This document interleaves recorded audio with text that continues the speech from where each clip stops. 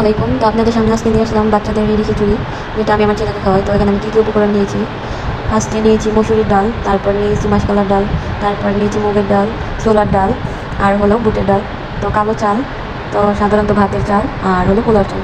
তো যে যার বাচ্চাকে যতটুকু খাবেন পরিমাণ মতো মেপে মেপে সব সমান সমান নেবেন, শুধু চালটা একটু বেশি দেবেন। তো আমি সব উপকরণ নিলাম একটা কড়াইয়ে। তো সবগুলো কড়াইয়ে নিয়ে ভালোভাবে ওইগুলোকে মিক্স করবেন।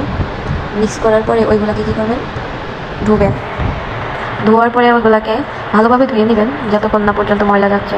তো ভালোভাবে ধোয়ার পরে ওইগুলোকে ধোয়ার পরে একটা কিছু মাটিতে বিছিয়ে নেবেন, বিছিয়ে ওইটার ভিতরে শুকাতে দেবেন।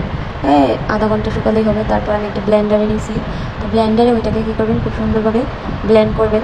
তো যতক্ষণ না আর কি ওটা মিক্স হচ্ছে ততক্ষণ ব্লেন্ড করতে থাকবেন। তো আমি আপনাদেরকে করে দেখাচ্ছি কীরকমভাবে ব্লেন্ডার করে মানে কীরকম মিক্স করতে হবে। এই দেখুন, আমি কিন্তু খুব ভালোভাবে এটাকে গুঁড়ো করে নিয়েছি। তো আপনারাও নেবেন। নেওয়ার পর ওটাকে একটা সিনিতে ঢালবেন, কিছুক্ষণ শুকিয়ে ডিব্বাতে ভরে রাখবেন। তো এটার সাথে যে কোনো সবজি দিয়ে রান্না করে ফেলবেন ঝটপট।